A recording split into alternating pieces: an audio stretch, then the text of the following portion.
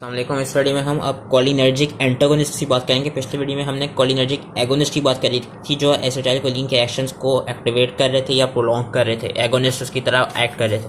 अब एंटागोनिस्ट, अब जहाँ जहाँ पे एसिटाइलकोलिन एक्ट कर रहा था ना, वहाँ पे अगर हम कोई ब्लॉकेज प्रोवाइड कर दें कि एसिटाइलकोलिन अपना एक्शन प्रोड्यूस ना कर सके, तो उन ड्रग्स को हम कहेंगे एंटागोनिस्ट और कोलिनर्जिक एंटागोनिस्ट। अब वो तीन टाइप के होते हैं, उसकी क्लासिफिकेशन ये याद रखनी, तीन तरह के एंटागोनिस्टिक होते हैं। एंटी मस्करेनिक जो कि मोस्ट इंपॉर्टेंट है, जो मस्करेनिक रिसेप्टर था वहाँ पे जाके ये कहते हैं एसिटाइलकोलिन के एक्शन को ब्लॉक कर देंगे, जिसमें मोस्ट इंपॉर्टेंट एट्रोपिन आता है। एंटी मस्करेनिक होते हैं आपके न्यूरॉन जो निकोटिनिक रिसेप्टर है जो उनको ब्लॉक करते हैं, वो उनको हम कहते हैं गैंग्लियोनिक ब्लॉकर्स। गैंग्लियोनिक ब्लॉकर्स होते हैं जो निकोटिनिक रिसेप्टर पर एक्ट करेंगे। मस्करेनिक वाले थे एंटी मस्करेनिक, निकोटिनिक वाले गैंग्लियोनिक, और जो न्यूरोमस्कुलर जंक्शन के निकोटिनिक रिसेप्टर पर एक्ट करते हैं उनको हम कहते हैं न्यूरोमस्कुलर ब्लॉकर्स। तो ये तीन क्लासिफिकेशन है। एक तो एंटी मस्करेनिक एजेंट, इसमें आपका आ जाता है एट्रोपिन, बेंजट्रोपिन, डारिफेनेसिन, ग्लाइकोपाइरोलेट, हायोसिसामिन, हाइपरट्रोपियम, ऑक्सीबंटेन, स्कोपोलामीन, सोलिफेनेसिन, टाइट्रोपियम। ये इनमें से अगर आई होप तीन चार भी इजिली आप जाने तो हम ये लिख सकते हैं कि ये एंटी मस्करेनिक होते हैं। फिर गैंग्लियोनिक ब्लॉकर्स आते हैं। गैंग्लियोनिक ब्लॉकर में मोस्ट इंपॉर्टेंट निकोटीन, जो कि खुद निकोटिनिक रिसेप्टर को हमने पढ़ा था कि वो हाई डोज में ब्लॉक कर देता है। उसके अलावा हेक्सामेथोनियम, मेसामिलामाइन, ट्राइमेथाफेन, ये भी कुछ गैंग्लियोनिक ब्लॉकर्स होते हैं। एंड न्यूरोमस्कुलर ब्लॉकर जिसमें आपके पास एग्जांपल आ जाती है पेन्यूक्रोनियम, रोकुरोनियम, सक्सिनाइलकोलिन, वैकुरोनियम, सिसाट्रोक्यूरियम एंड क्यूरेर की। तो ये इसकी क्लासिफिकेशन है। अब एंटी मस्करेनिक नाम से पता चल रहा है मस्करेनिक रिसेप्टर पे एक्ट करते हैं, तो ये एक तरफ से पैरासिम्पैथेटोलिटिक है, यानी ये पैरासिम्पैथेटिक सिस्टम को वो करेंगे, उसके जो एक्शंस थे उसको डिस्टर्ब करेंगे, लेकिन ये सिंपैथेटिक सिस्टम पे कोई इफेक्ट प्रोड्यूस नहीं करेंगे। सिर्फ सिंपैथेटिक सिस्टम में जहां स्वेट ग्लैंड्स थे, जहां पे और सलाइवरी ग्लैंड्स थे, जहां पे मस्करेनिक रिसेप्टर थे, वहां पे जाके वो सिंपैथेटिक सिस्टम को अफेक्ट करेंगे, वैसे सिंपैथेटिक सिस्टम को अफेक्ट नहीं करेंगे। तो सबसे इंपॉर्टेंट जो हमने पिछली वीडियो में भी पढ़ा था थोड़ा बहुत, एट्रोपिन। एट्रोपिन क्या आपका क्या कहते हैं, ये इसकी हाई अफिनिटी होती है मस्करेनिक रिसेप्टर के लिए, और ये कॉम्पिटिटिवली बाइंड कर जाता है और प्रिवेंट कराता है एसिटाइलकोलिन की बाइंडिंग। होता क्या है कि जो इसका एक्शन है, जो बेसिकली पिछली वीडियो में जितने एक्शंस पढ़े थे ना, उनका सारा यहाँ पे ऑपोजिट और होगा। ये आइस में मिडड्राइसिस कराएगा। वहां पे मैंने पढ़ा था कि जो कोलिनर्जिक एगोनिस्ट थे वो मायोसिस करा रहे थे, कॉन्स्ट्रिक्शन ऑफ पीपल। यहाँ मिडड्राइसिस हो रही है, dilation of pupil, unresponsiveness to light हो रही है, साइक्लोपीजिया हो रहा है, which is inability to focus of far near vision. वहां पे फोकस ज्यादा हो रही थी। गैस्ट्रोइंटेस्टाइनल ट्रैक्ट में क्या होगा, वहां पे मोटिलिटी और सिक्रेशन बढ़ रही थी। यहाँ पे एंटी स्पाज्मोटिक के तौर पे यूज होता है, और ये एंटी डायरियल के तौर पे यूज होता है कि it reduces activity of GI tract. और इसका काम क्या है कि ये वो मोटिलिटी को कम करता है, हाइड्रोक्लोरिक एसिड की सिक्रेशन पे इतना वो अफेक्ट नहीं करेगा, लेकिन सलाइवरी सिक्रेशन कम कर देगा, ओकुलर अकोमोडेशन कम कर देगा, यूरिनेशन कम कर देगा। कार्डियोवैस्कुलर सिस्टम पे ये क्या करेगा कि हाई डोजेस में ये जो हार्ट रेट है उसको इंक्रीज कर देगा। वहां पे हमने देखा था कि हार्ट रेट डिक्रीज हो रहा था, ब्रेडिकार्डिया हो रहा था। यहाँ पे क्या होगा कि यहाँ पे टैकीकार्डिया होगा। और क्यों होगा, क्योंकि वो जो M2 रिसेप्टर्स होते हैं जो कि हमने कार्डिक सेल्स पे पढ़े थे उनको ब्लॉक कर देगा, जिसकी वजह से आपकी there will be progressive increase in heart rate, और सिक्रीशंस को ये बढ़ाएगा, सिक्रीशन को कम कर देगा। वहां पे सिक्रीशंस बढ़ रही थी, यहाँ पे कम हो जाएंगी, तो यहाँ पे ये जीरोस्टोमिया कराएगा, और ये स्वेट ग्लैंड्स की और लैक्रिमल ग्लैंड्स की सिक्रीशंस को कम कर देगा। और यही इसके थेराप्यूटिक यूजेस हैं कि अकॉर्डिंग टू ऑप्थेल्मिक क्या है कि सिंस ये मिडड्राइटिक है एंड साइक्लोपीजिक इफेक्ट है, तो ये क्या कराता है कि it permits the measurement of refractive error without interference by the accommodative capacity of I. Anti spasmodic है, तो जीआई ट्रैक्ट को रिलैक्स करने के लिए दिया जाता है, एंटी डायरियल के तौर पे यूज होता है। कार्डियोवैस्कुलर में ब्रेडिकार्डिया को ट्रीट करने के लिए दिया जाता है। एंटी सेक्रेटरी है कि it blocks secretions in the respiratory tract prior to surgery, और वही कि एज अ एंटीडोट के तौर पे काम करता है। कि हमने पढ़ा था कि ऑर्गेनोफॉस्फेट पॉइजनिंग में या किसी भी ड्रग की पॉइजनिंग हो जाए तो हम इसमें एट्रोपिन को एज अ एंटीडोट यूज करते हैं। लेकिन एक और चीज याद रखनी है कि जब एट्रोपिन की अगर वो हो जाए ना पॉइजनिंग, तो एट्रोपिन की पॉइजनिंग में हम फिर फाइजोस्टिग्मीन या पेरिडोस्टिग्मीन देते हैं उसको ओवरकम करने के लिए। ये याद रखना है कि वैसे ऑर्गेनोफॉस्फेट्स की अगर पॉइजनिंग हो तो एट्रोपिन देते हैं, लेकिन अगर एट्रोपिन की पॉइजनिंग हो जाए तो फिर हम फाइजोस्टिग्मीन या पेरिडोस्टिग्मीन देंगे उसको ट्रीट करने के लिए। एडवर्स इफेक्ट्स क्या है, एडवर्स इफेक्ट्स यही है कि ड्राई माउथ हो जाएगा, blood vision, Sandy eyes, tachycardia, urinary retention, constipation. और ये सेंस ये सीएनएस पे भी जाकर ऐड कर सकते हैं, तो सीएनएस में ये restlessness, confusion, hallucination, delirium, which में progress to depression, collapse of circulatory and respiratory systems and eventually death करा सकता है। फिर आपका एक और ड्रग आता है जो कि एंटी मस्करेनिक है, स्कोपोलामीन। स्कोपोलामीन का याद रखना है कि ये इसका जो मेन काम है ये मोशन सिकनेस को प्रिवेंट करने के लिए दिया जाता है और ये पोस्ट ऑपरेटिव नोजिया और वॉमिटिंग को खत्म करने के लिए दिया जाता है कि it is used for motion sickness, prevent motion sickness. और इसका एक और अनयूजुअल इफेक्ट क्या है कि शॉर्ट टर्म मेमोरी को ब्लॉक कर सकता है, ये सेडेशन प्रोड्यूस कराता है, लेकिन हायर डोज में ये एक्साइटमेंट और यूफोरिया प्रोड्यूस करा सकता है। इसके बाद आपके कुछ ड्रग्स आते हैं जिनमें इन्होंने नाम दिए हैं एक्लिडीनियम, ग्लाइकोपाइरोलेट, आइप्रोट्रोपियम, टायोट्रोपियम। इनमें से जो मैंने याद रखे हुए ना, जो मुझसे ज़्यादा इजीली याद हो रहे थे, वो आइप्रोट्रोपियम और टायोट्रोपियम।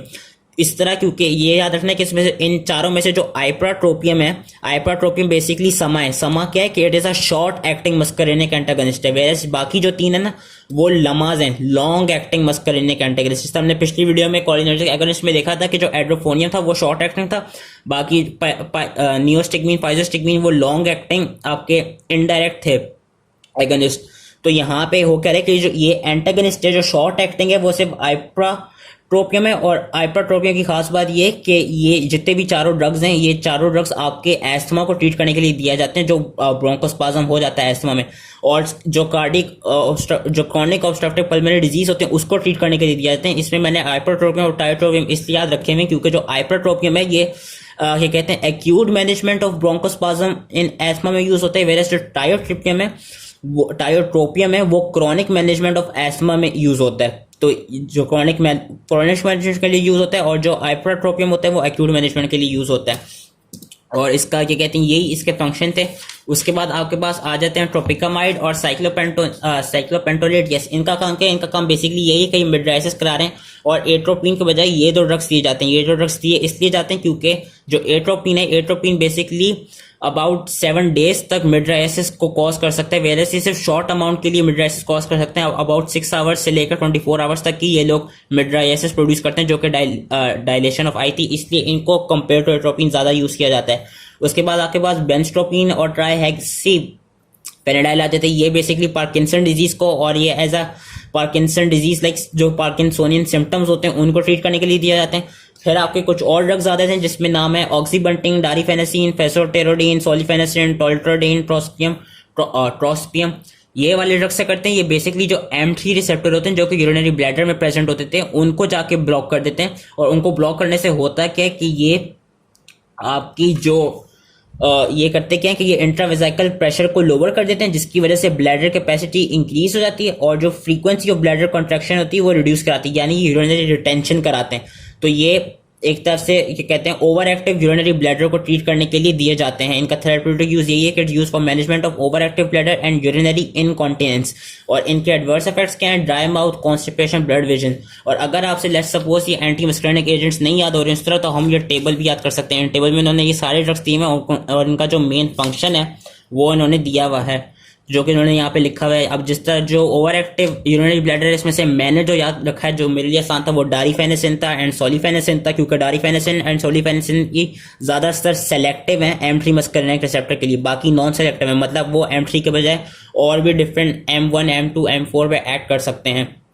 तो ये थी एंटी मस्करेनिक एजेंट। फिर आपके आते हैं गैंग्लियोनिक ब्लॉकर्स। गैंग्लियोनिक ब्लॉकर्स का इसमें उन्होंने इतना दिया हुआ नहीं। गैंग्लियोनिक ब्लॉकर्स का बेसिकली ये याद रखना है कि ये जो निकोटिनिक रिसेप्टर्स प्रेजेंट हैं ऑटोनोमिक गैंग्लिया में उनको जाके ब्लॉक कर देते हैं, जिसकी वजह से निकोटीन अपना फंक्शन जिसकी वजह से एसिटाइलकोलिन अगेन एक्ट कर नहीं पाएगा निकोटिनिक रिसेप्टर वाली साइड पे। और इनका फिर यही है कि ये क्योंकि क्या कहते हैं ये वो नहीं होते, सेलेक्टिव नहीं होते, मतलब ये दोनों सिंपैथेटिक को भी ब्लॉक कर सकते हैं और पैरासिम्पैथेटिक को भी ब्लॉक कर सकते हैं यहाँ पर आके। तो ये गैंग्लियोनिक ब्लॉकर्स होते हैं, इसके बस इनका नाम याद रखना है। निकोटीन मोस्ट इंपॉर्टेंट है, बाकी हेक्सामेथोनियम है, मिसाइलामीन है, और एक और था जो शायद मैंने वीडियो के शुरू में कहा था टी से, उसका नाम था आई बिलीव ट्राइमेथाफेन था। तो दीज आर गैंग्लियोनिक ब्लॉकर्स। उसके बाद आपके पास आते हैं न्यूरोमस्कुलर ब्लॉकर्स। अब न्यूरोमस्कुलर ब्लॉकर्स क्या करते हैं कि ये यहाँ पे आके एक्ट करते हैं और एसिटाइलकोलिन को एक्ट नहीं करने देते। अब वो भी दो तरह के होते हैं, एक होते हैं नॉन डीपोलराइजिंग और एक होते हैं डीपोलराइजिंग। जो नॉन डीपोलराइजिंग ब्लॉकर्स हैं वो बेसिकली क्या करेंगे, जिसमें आपके पास क्यूरेर, ट्यूबोक्यूरिन, सिस्टाक्यूरियम, मीवाक्यूरियम, पेनुक्रोनियम ये सब आ जाते हैं, जिनमें से मैंने रोकुरोनियम और वैकुरोनियम को याद रखा है। ये बेसिकली क्या करते हैं कि ये लोग यहाँ पे जाके अटैच तो हो जाएंगे लेकिन मसल को डीपोलराइज नहीं करेंगे, यानी ये नॉन डीपोलराइजिंग है। और इनका एक और इनमें क्या खास बात है कि ये कंपेटिटिवली ब्लॉक करते हैं एसिटाइलकोलिन को एट निकोटिनिक रिसेप्टर। दूसरा क्या है कि जब हम कोलिनर्जिक एगोनिस्ट यहाँ पे हाई कंसंट्रेशन में देंगे, जो हमने पिछली वीडियोस में पढ़े थे, अगर हम फाइजोस्टिग्मीन पेरिडोस्टिग्मीन देंगे तो उससे होगा क्या कि वो उसको ओवरकम कर देंगे इस ब्लॉकेज को, क्योंकि कंपेटिटर भी ब्लॉक करते हैं और ये क्या कहते हैं, ये नॉन डीपोलराइजिंग होते हैं। तो इसमें ये याद रखना है कि ये एक्ट करेंगे लेकिन ये डीपोलराइज नहीं करेंगे मसल को। और क्या कहते हैं, हाई डोजेस में ये क्या कर सकते हैं, हाँ हाई डोजेस में ये कि जब ये हाई डोज में दिए जाएंगे देन इनकी जो वो होती है, इनकी जो कंपेटिटिवनेस होती है उसको ओवरकम करना मुश्किल हो जाएगा। ओवरकम करने के लिए मैंने बताया था वो आप नियोस्टिग्मीन दे सकते हैं, एड्रोफोनियम दे सकते हैं, ये आप इनकी ओवरकम करने के लिए दे सकते हैं। और इनका एक्शन इस तरह याद रखना है कि ये सबसे पहले कौन से मसल्स को जाके वो करेंगे, कौन से मसल्स पे जाके, कौन से न्यूरोमस्कुलर ब्लॉकर्स पे जाके, कौन से न्यूरोमस्कुलर जंक्शंस पे एक्ट करेंगे सबसे पहले। And the contracting muscles of face and eye they are more susceptible to be paralyse first, क्योंकि पैरालाइज कर देंगे ना, उनकी डीपोलराइजेशन हो ही नहीं पा रही होगी मसल्स की।